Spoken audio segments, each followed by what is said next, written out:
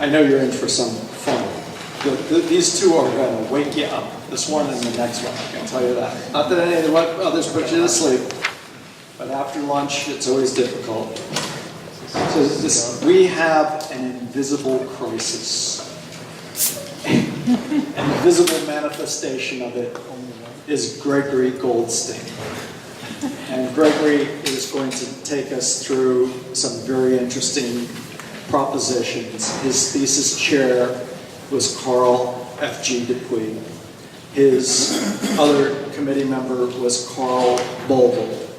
And then he was stuck with me like everybody else was. Gregory, it's all yours. Thank you very much.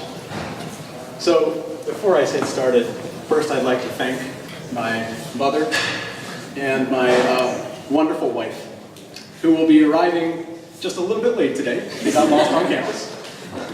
And thank you for coming, Tom. So, my name is Greg Goldstein, and I'm here to tell you about a crisis. Now, this isn't a crisis that we can feel. It's not a crisis that we can touch. It's something that's caused by a lack of exchange. So, at our inception, the architect was the master builder.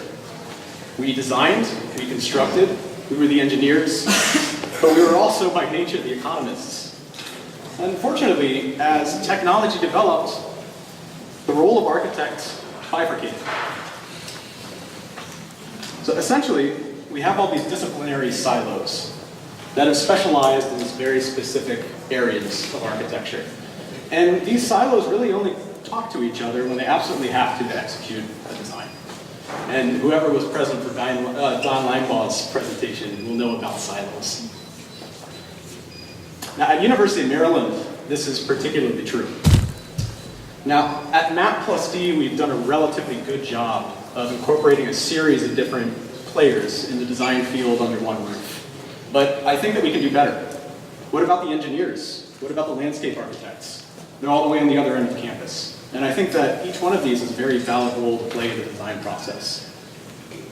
So what if we could create this zone where all of these silos could get together and exchange their knowledge? So this isn't the only type of exchange I'd like to tell you about today. The other is energy. At University of Maryland, we have a technology called cogeneration. It's a power plant that's located on the periphery of campus, across from Route 1.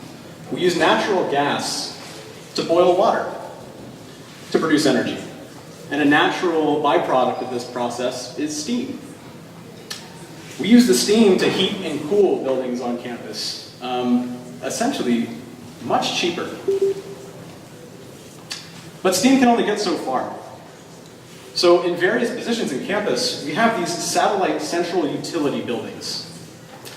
And their function is essentially to distribute the energy from steam to water in order to extend that, basically the amount that the cogeneration plant can reach with its steam.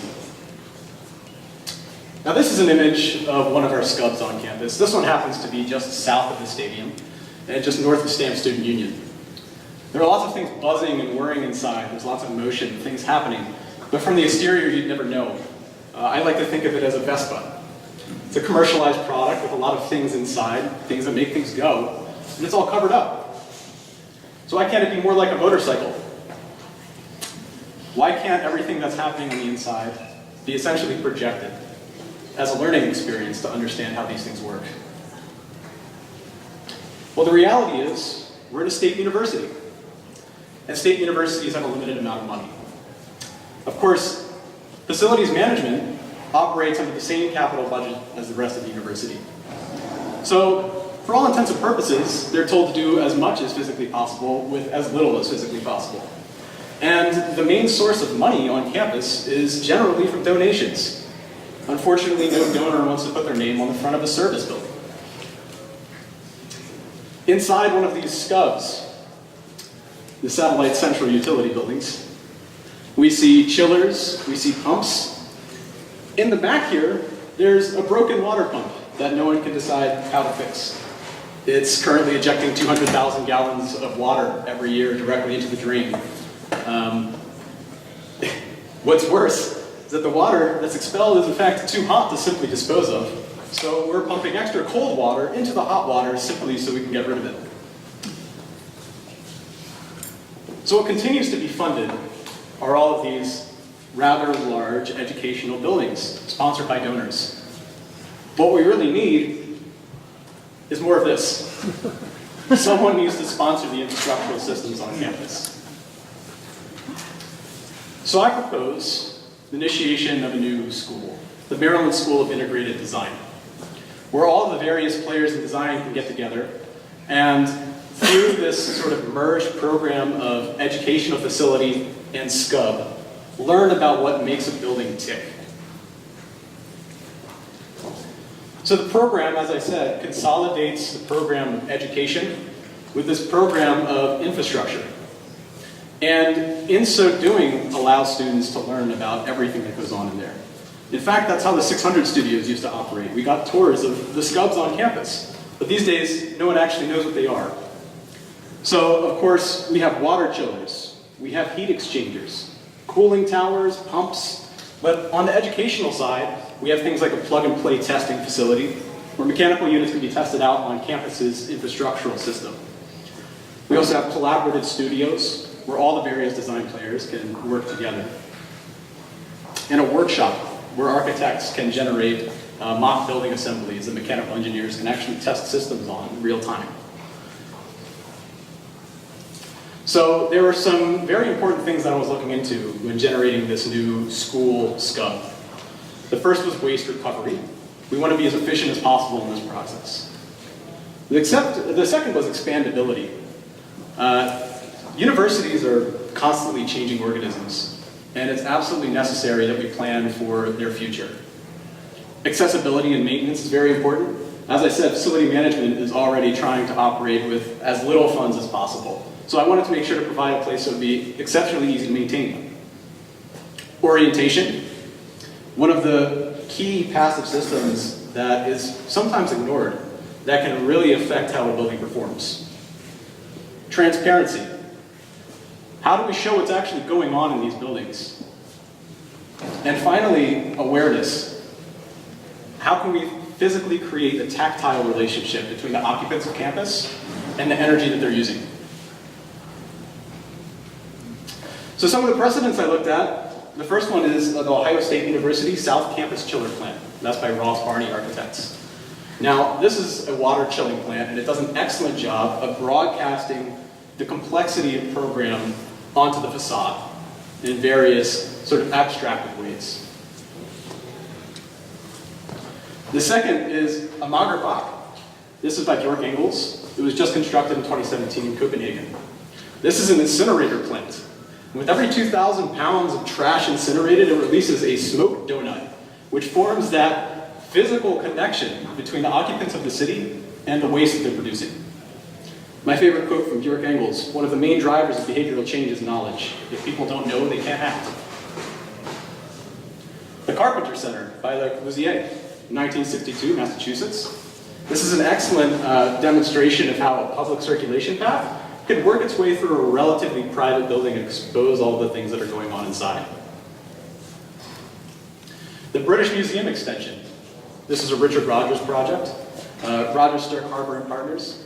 In 2014, this was an excellent example of how a new building can meet the old, but more importantly, an example of how a building can be that motorcycle and really display how it all works in a beautiful way. Lastly, of course, is University of Maryland's solar decathlon entry, React. This was an example of how waste can be recovered and we can operate as sustainably as physically possible. So in choosing my site, I was very conscious about a place that would be central to all the design players on campus, but be at once accessible.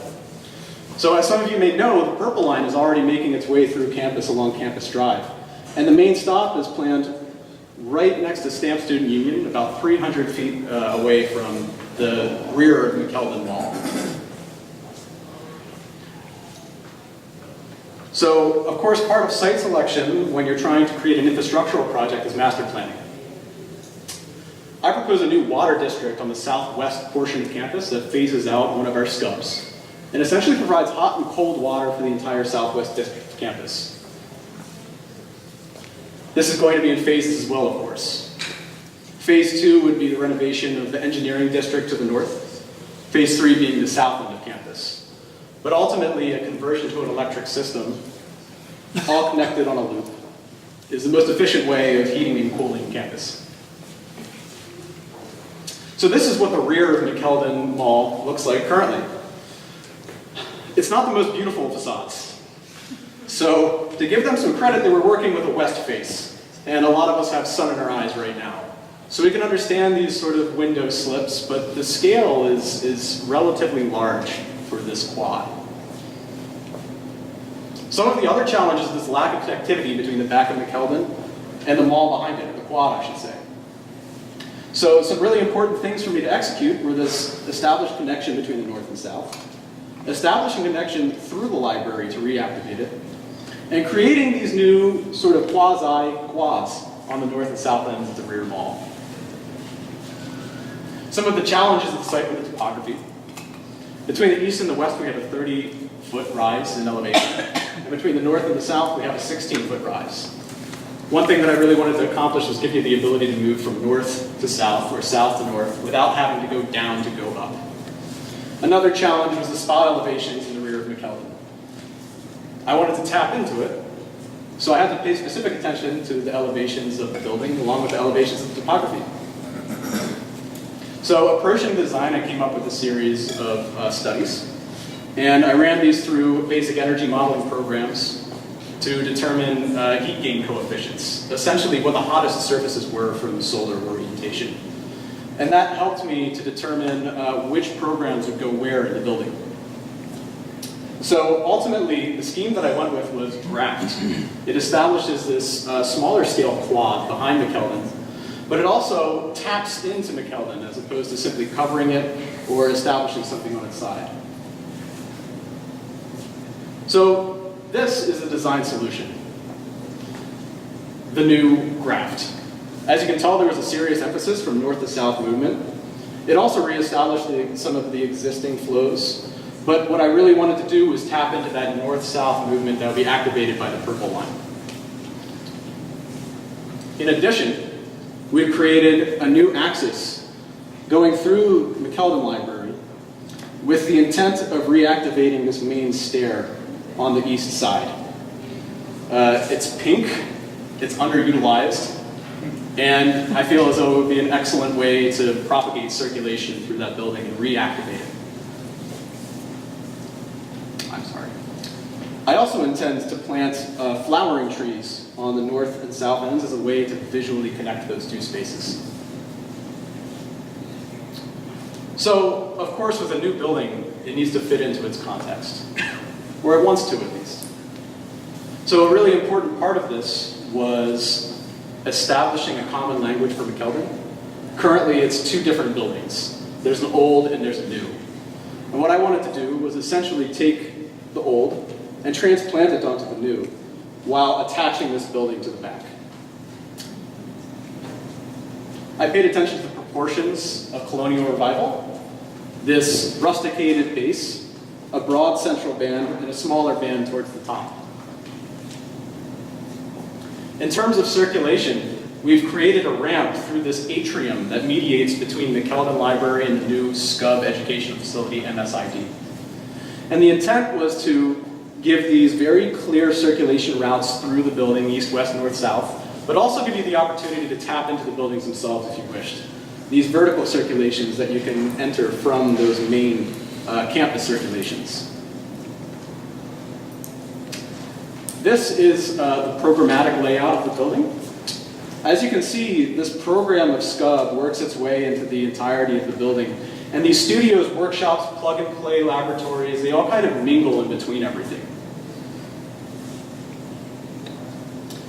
In terms of its function as a SCUB, the intent is to take steam, heat water with the steam, but then we can use the waste steam immediately from that to essentially chill water for free.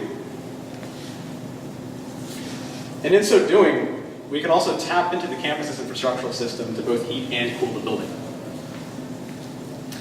This would reduce our energy load for cooling buildings by 71%. So the facade is composed of a series of ceramic photocatalytic tiles. Now, what photocatalytic tiles are, essentially, it's just ceramic with titanium dioxide cast in. And now, what that does is it uses sunlight to create a chemical reaction which actually cleans air. And by cleaning that air, we're actually offsetting the emissions from 55 cars daily. And in addition, with this necessity for the program of SCUB, we've created a series of essentially tubes around these columns so that large systems, pipes, can be routed vertically, and the smaller ends can branch out along the floor assemblies. Now, the way that the mechanical system is ventilated, there's a graded ramp along the west side of the building, which intakes cool air. And we use these tubes, or thermal chimneys, as a way to exhaust the heat from the bottom. Now, naturally, we're in a university. Most of the time that we're in the university is the winter. So we want to be able to make sure that we can heat this building efficiently. So essentially, we're utilizing waste heat from mechanical units to heat the building, once again, essentially for free, tapping into existing waste. The heat is exhausted to a plenum in the roof, and it's sent out through the photocatalytic tiles, hence cleaning the air. In addition, this gives us the opportunity to extract the hottest of the air from the atrium and expel it out of the front end as well. And one of the key aspects of this design is the use of PCM glass along the chimneys. Essentially, it works like an ice pack. It absorbs heat and slowly releases it. Now, for the landscape, we've created a series of terraced rock gardens. And we've sent the hot water pipes through these gardens. And once again, we're reclaiming that heat with geothermal systems, so that we can, once again, tap into the campus's energy to heat and cool the building efficiently. The atrium provides controlled light not only to the addition of Mcelveen Library, but also to the rear end of MSID. In addition, it filters rainwater that's being collected from the landscape. So this is an image of one of these collaborative studios. The intent was to fully immerse the students in what makes a building tick. The building's floor assembly is composed so that you can see everything that's going on inside. The ceilings are made of a fire-retardant polycarbonate. And the gridded system with crenellations allows you to run piping through the floor assemblies relatively unhindered. Now, the way that the building is constructed, you begin with this podium and the terraces for the landscape. Then the columns are erected, braced with this central core in which the chillers lie. Floor assemblies are constructed for modular, pre-created systems. They're assembled on the podium and lifted into place. The floor assemblies are poured. The facades are clipped on. And this leaves us with MSID. So, Vitruvius, in his 10 books of architecture, he gave a story about the first man-made fire. Now, before we could even utter a word of language, we gathered around this creation and we marveled at what man could do.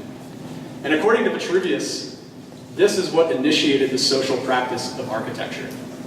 So, as architects, I implore you all to think about how we can reignite this fire in a new paradigm of integrated design. Thank you.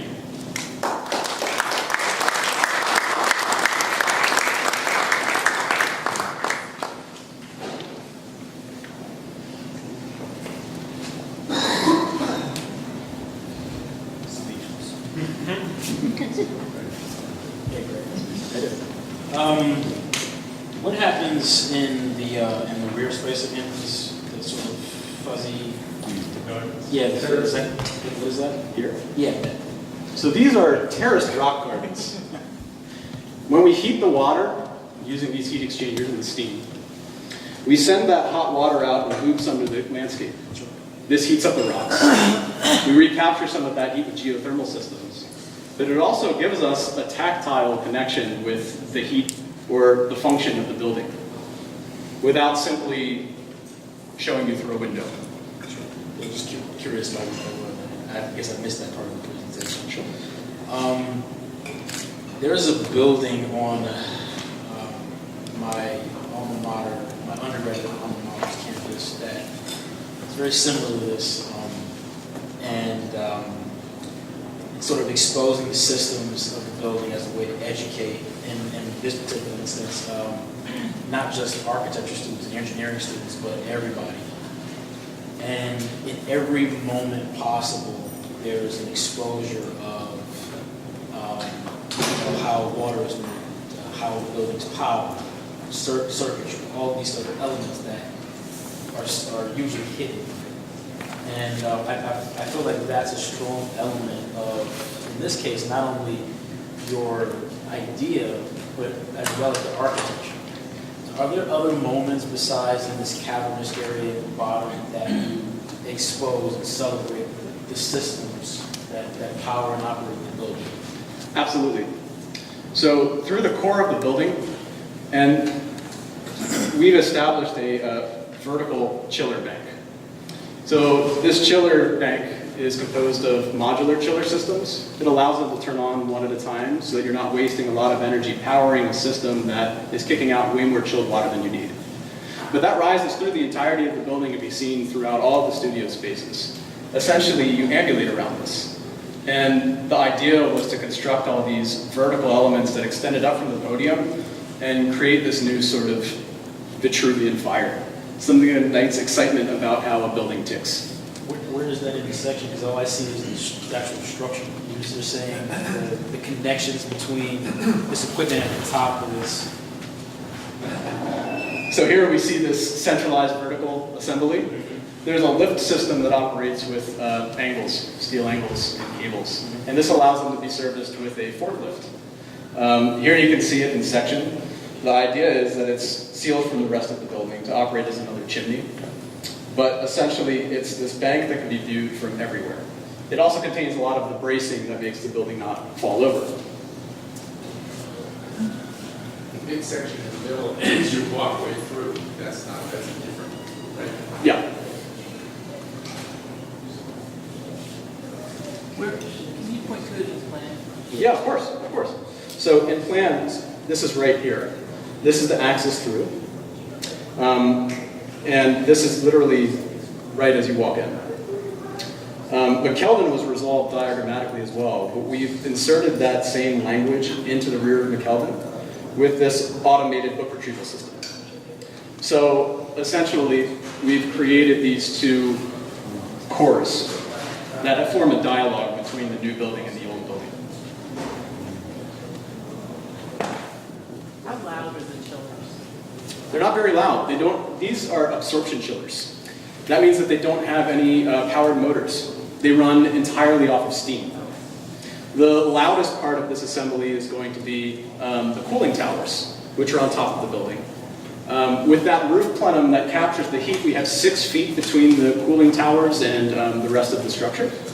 There's approximately 8 inches of insulation on top of the plenum. And the cooling towers themselves are on essentially shock absorbers to keep that vibration from bothering you. There's no need to get on top of the roof for any other investigation in terms of learning how these systems work. Correct. Essentially, the roof is for the cooling towers.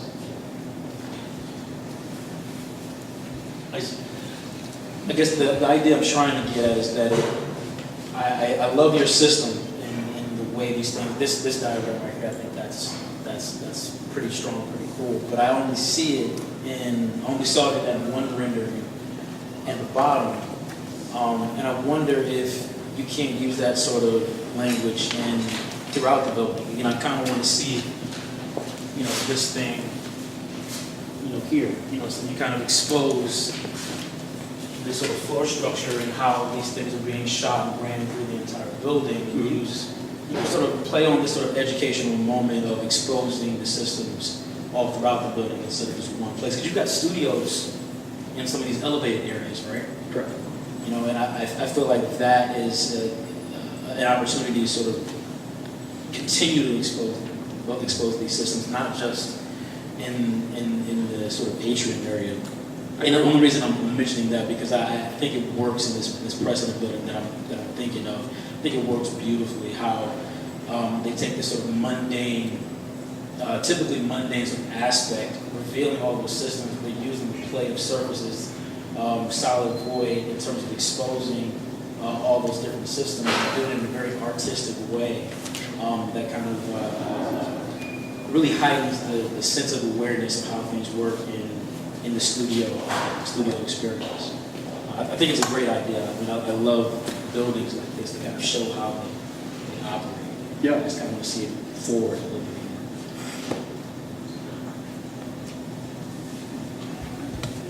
There's an easy one. Okay. Retrieval system. Uh-huh. You're using that to retrieve, of course, but is that part of what we see as well? It is. Okay, and where is that located? That's located in the back of the Mcelveen Library. Which In plan, it's in plan? yeah, absolutely. That's this core right here. So essentially, we freed up a lot of that space in Mcelveen, and Mcelveen was developed diagrammatically, because this thesis was mostly about this MSID school that would be injecting itself in. But the idea is you consolidate all of these periodical sections into one automated core. Right. That gives you room for lecture halls. But can you see it? Absolutely. Okay, so it's exposed and it becomes a sort of more kinetic thing, right? It's moving. Yeah. Okay. My alma mater had an exposed book retrieval system as well.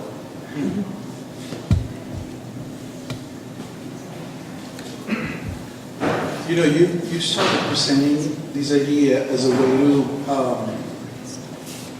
to make these kind of buildings attractive to private funding investment, and to me it's actually more than that, and I want to talk about it with you.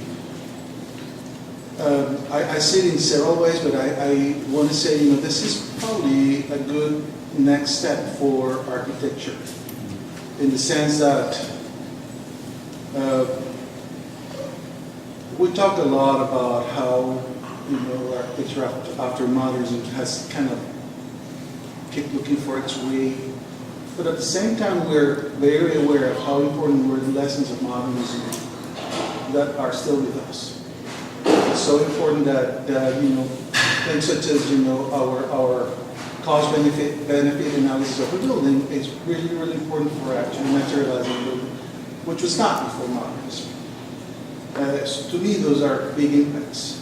The fact that you have to justify things in a sort of a more practical way to actually get them done, even if their intention was more aesthetic. So that's a very strong impact in architecture, in the way we design. Well, this building actually is a step forward, like I said before, in a way that it shows things that we are not used to seeing in the building as a way it reviews new spaces. And by doing that, it makes us aware of things that are really, really important, which is if architecture does not become sustainable, and that's not necessarily getting the money to build these buildings, but actually getting the money to operate these buildings, it's going to suffer as it is. So I guess that so this is the doubt. I totally agree with what you're doing. And my question is, do you think that this should be restricted to only buildings that have a specific functional purpose? Or could it be a good, fair paradigm to seek in every building? So rather than leaving this sort of attitude to buildings that justify their existence because they have to work, what if every building had to actually show what they are? So we learn out of them. We understand that they're organisms that need to live and breathe and somehow that affects us inside and the environment around us. And so then the idea of perhaps having these sort of, you see, one of the problems that I see with what you are defending is that infrastructure will stay centralized, which I think is not very efficient. See what I'm saying? Yeah. So the idea of actually having to produce heat to heat up, or steam to heat up, and it's because it's the only way to do it in a sort of clear way, and then send it to the rest. But if this was part of understanding how buildings should operate, we'd actually be doing it as part of the building. It would not be an add-on, it would be part of the building. So what I praise of what you're doing is that it could actually be a paradigmatic change on how we understand architecture.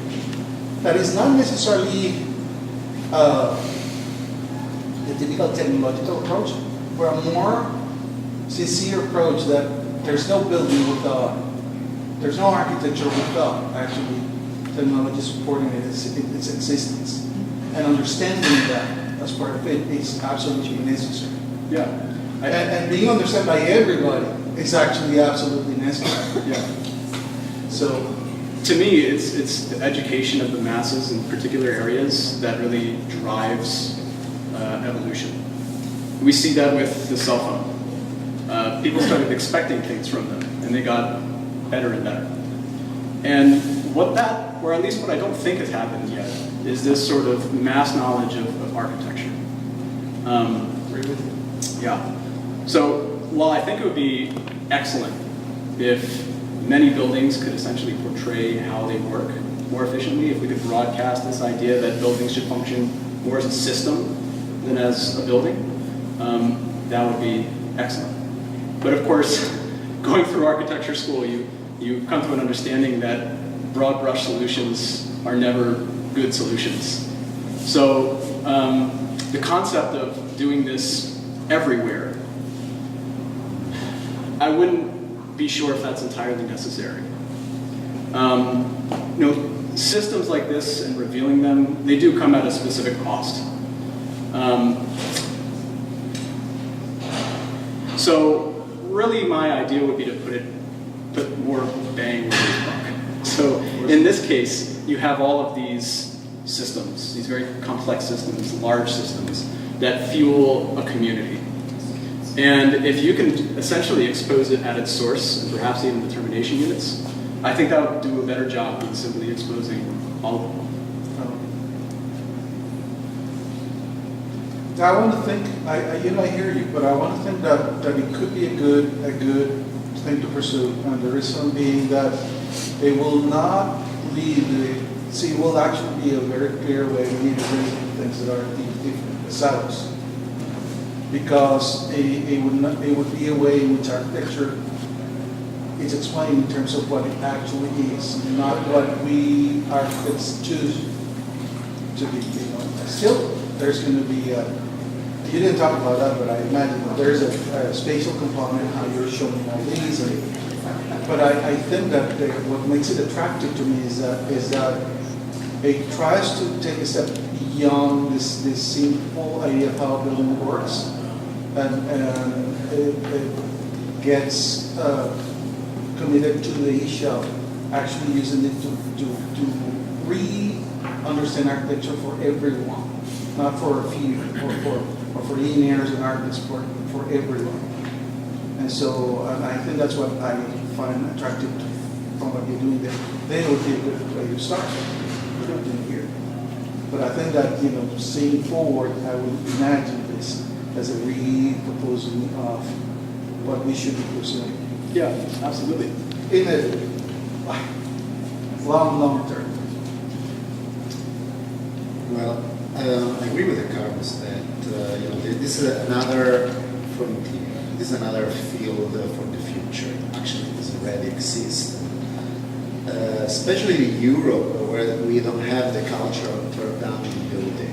We have 1,000 buildings built between the 60s, 70s, 80s in the suburban area, where there is no efficiency control, there is no sustainable design. But we maintain. It's very difficult to tear down. And nowadays, some years, the indication, the way is this.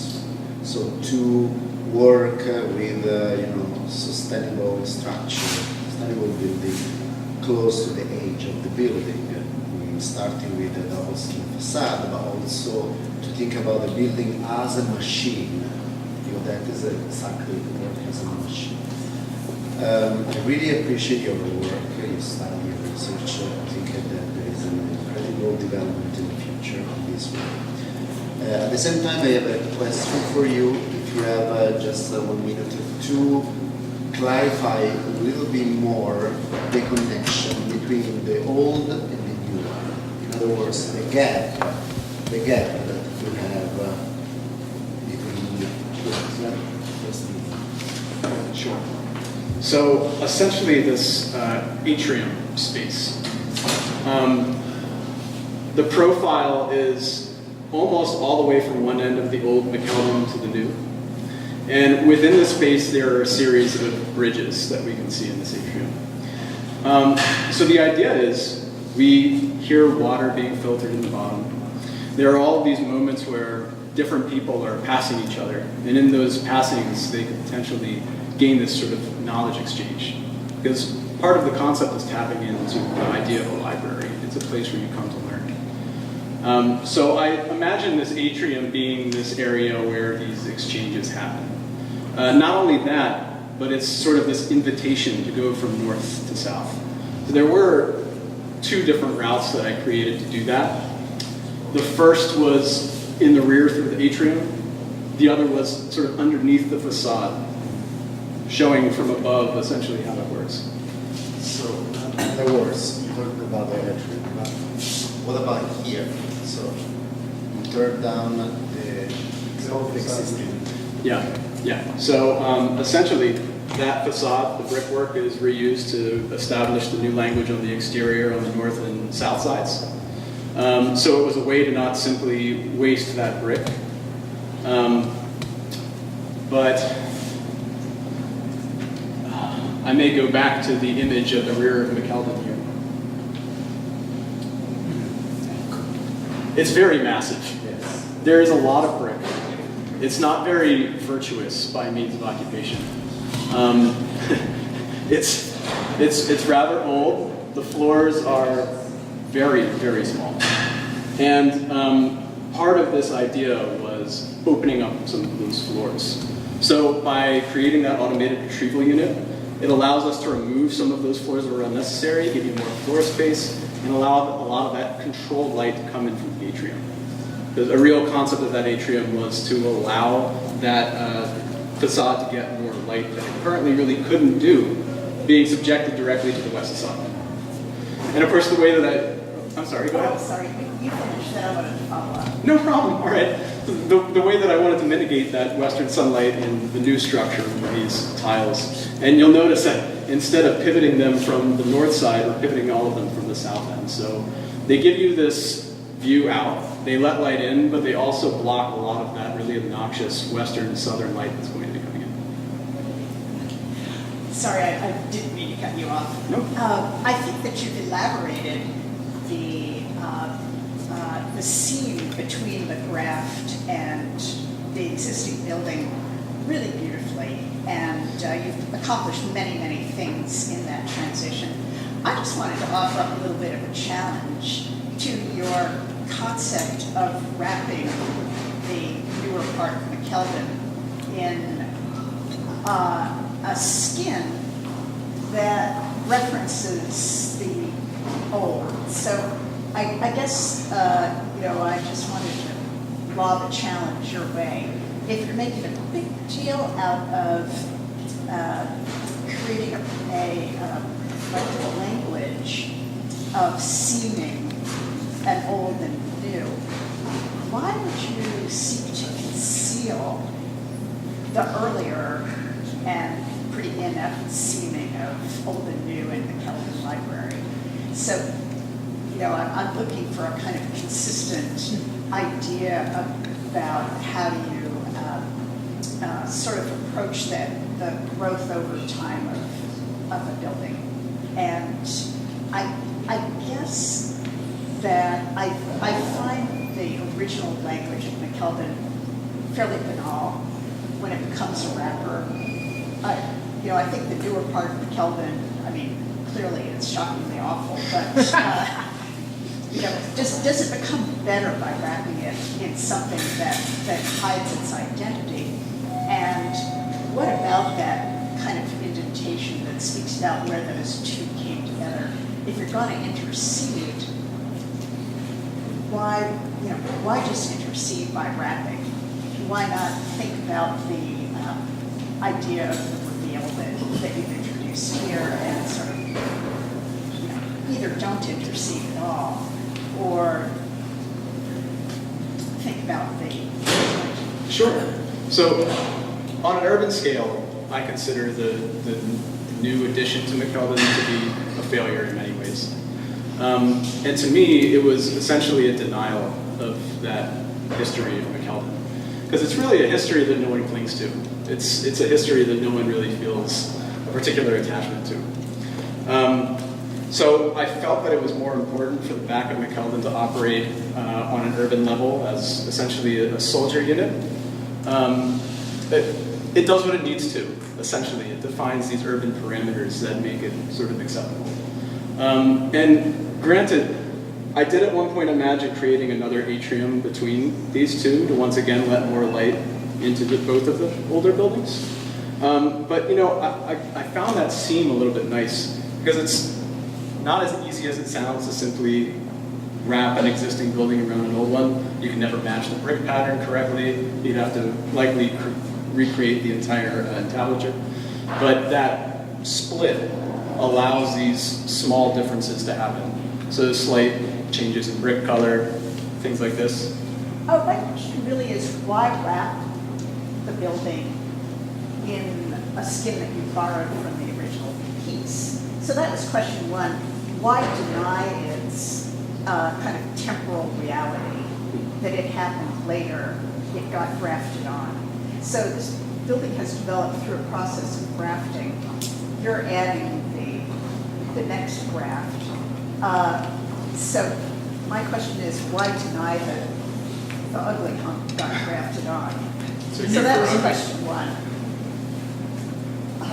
You're opposing ugliness. Well, okay, so No. So one of the things that I did look into in the design process was extending the language of the new graft onto the old graft.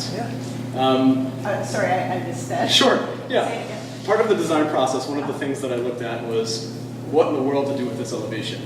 Because if you could imagine having three completely different buildings that are joined in the center of this mall, on an urban scale it becomes a little disconcerting. You do want variability, but on this scale where there's no uniformity, it just becomes a little bit confusing.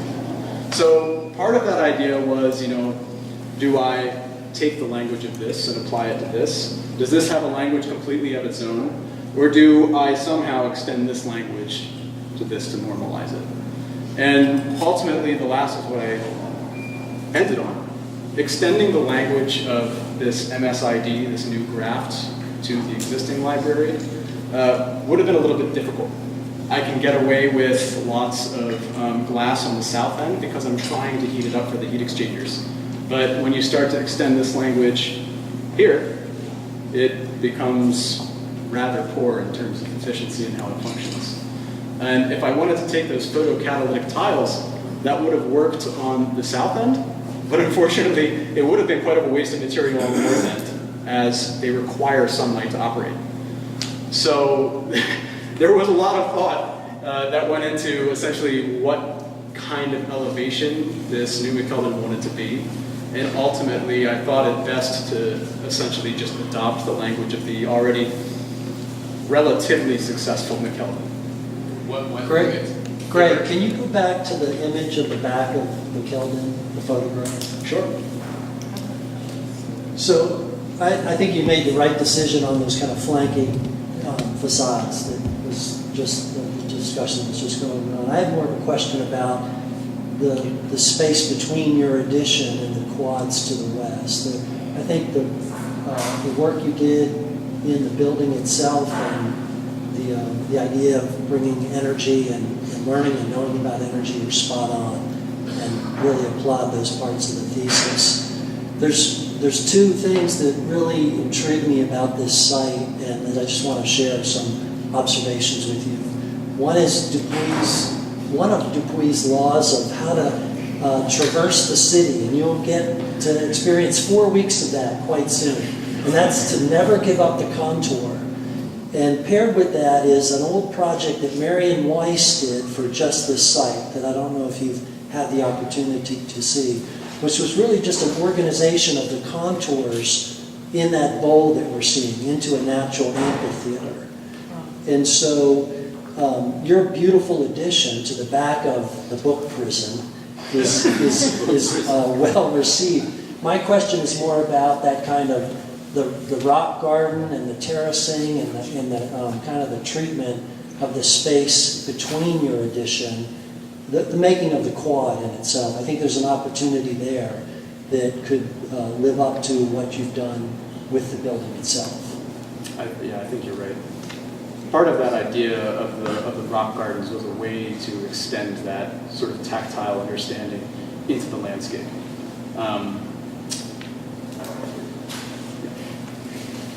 I'm confused about the rock gardens. Sure. Is that like substitution for the cooling tower? Are you getting rid of heat in the rocks? Is that what's happening there? A little bit, yeah. So you're getting rid of some of the heat from the hot water pipes that are heating campus, but that's reclaimed by a geothermal loop immediately above. But why?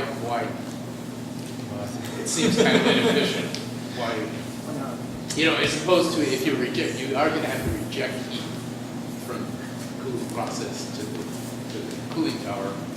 You could probably reject some heat into those rocks, and they're likely to say something. To put heat out there and then grab it back seems kind of. Yeah. It seems like it was more of an aesthetic thing. Well, so one of the struggles of this thesis was this mediation between, am I an engineer or am I an architect? Yeah. And so what I really wanted to do was generate this something that was mainly experiential as opposed to sheerly efficient. Yeah. And of course, the idea of this garden changed quite a lot over time. Initially, I thought we took steam and we ejected it and we were done with it. I had yet to understand condensate, Yeah. right? So one of the visions that I had throughout the entire process was this waste steam leaving from these rock gardens, being able to sort of sunbathe in the winter, growing plants year-round. But you know the way the scub that's over by the dining hall over there, you see sort of steam. That's not steam. It's Vapor. Vapor coming out of the top. Looks like a rocket's going to take off. That you reject the heat, but you theoretically can reject heat, I suppose, in those rock gardens. This And is then true. just one other comment. You talk about taking the brick off the back, using it to build the side. Unlike me, because brick has Portland cement mortar that sticks on the brick. You take it off, you can't clean that off. It becomes kind of rubbly brick. So if you reused it, it would be kind of rubbly wall. Maybe that would That'd be an interesting way of identifying the second graft. Greg, it might come as a big surprise to a lot of people here that I really like your building. Thank you. And I think for a whole bunch of reasons. And so one of them is the extent to which you achieve the experiential goal that you set out for yourself. In terms of having people go through this building and really experience the actual technology that's really working, that's really supporting us, and make it a real educational experience. And I just want to contrast that with the sort of, much more superficial notion of a kind of symbolic aspect of technology that, most of the time seems fairly trivial. It's tacked on as any other simple system that we might have ever used in the history of mankind. I was wishing that I had, caught you one more time. We had a conversation just the other day. I didn't know about all the specific references that you're using. One that I've always really liked is the street side of the Carpenter Center, where they moved all of that necessary mechanical stuff just outside the enclosure plane of the building, but not outside the structure. And it's just marvelous, colorful demonstration of all this stuff. Instead of burying it in a bunch of crochet. And that, along with the exposed structure of the building, made me think, when I saw it the first time, I thought to myself, oh my God, you know, how Gothic, how Parisian Gothic this is, making that kind of, you know, connection, general connection. The other thing I really like about this is that in terms of your intention about education, I think putting it as part of and adjacent to the library is really, really a terrific idea. That the library is the historic symbol of knowledge on campus, maintains that sort of functional characteristic, is transformed at the same time. And then in addition to that, you have this other educational event going on with your building here. So it sort of brings those two ideas about education together in the symbolic center of campus. So I think that's also really terrific. Much better than having located it in a non-symbolic or just very pragmatic way, you know, the way the Scubs are sort of sitting around wherever we can kind of fit them in, you know, in an innocuous fashion. And then, so having said all that, you know, all that great admirational stuff, right? I'm at the same time, when I see things like this, I'm always, I always remember this essay by Henry Adams called The Virgin and the Dynamo. And the setting is Henry Adams standing at one of the World's Fairs. And I think it's, I don't know, St. Louis 1902 or something. I can't remember which one. And the dynamo is the dynamo which is generating all the electrical power that's running the entire you know, campus of this World's Fair. You know, remembering that sort of electric bulbs sort of first displayed only about, what, 15 years earlier. And he talks about this thing in you know, it's a hush, it's almost silent. There's this kind of worried motion of this thing. People gathered around it. And the idea of the power of technology to transform the world, he recognizes in that moment. And at the same time, he finds himself wondering if it will have the kind of positive impact on a community that our previous worship systems have provided to us. Hence the reference to the Virgin and the Dynamo. I leave you with that question as he raised it for me some time ago. Well, even underscoring that Elon Musk ain't alone or novel. Just underscoring that Elon Musk and his skepticism about It's a two-edged sword, always. Yes. Okay. Professor Dupuy, I pass the microphone to you. For the last? Yeah, why not? Nobody else wants to? All right, first of all, I apologize for not getting the memo that we're all going to dress in black today. And I brought the color, you know, to this event. What about chopped liver? You've got a black T-shirt on. That's right. Exactly.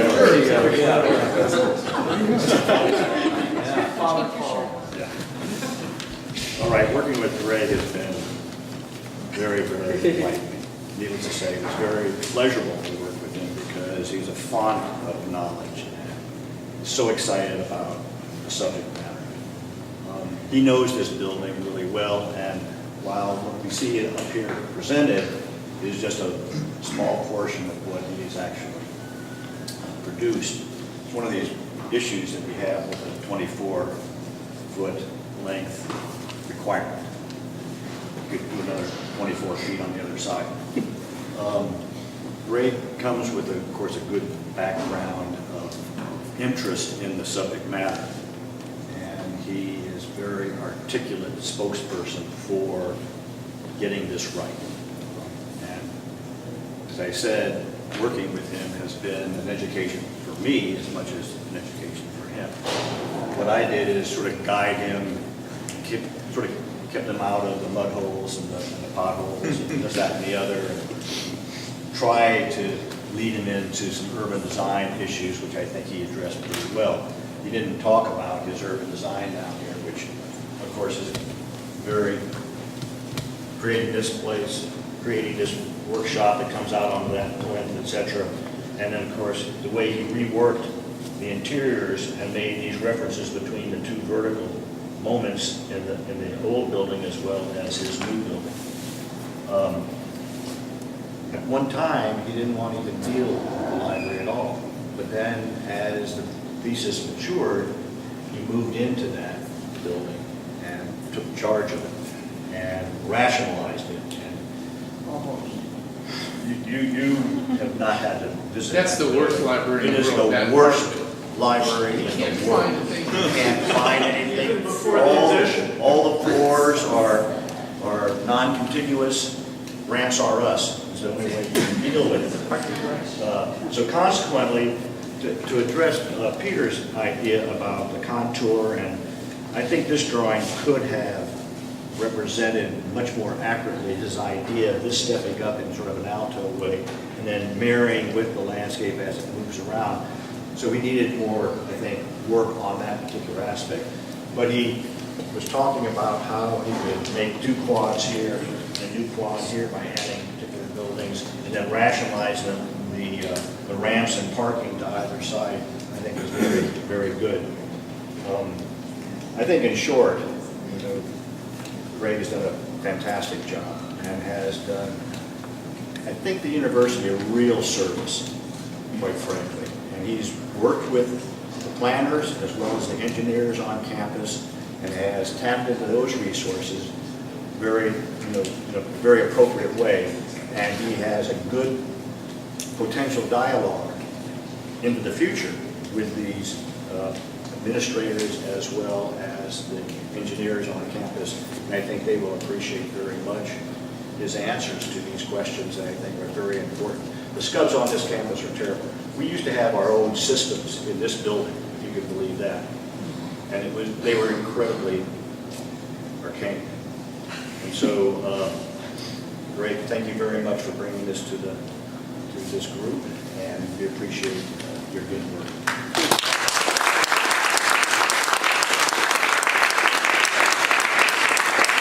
Just to qualify,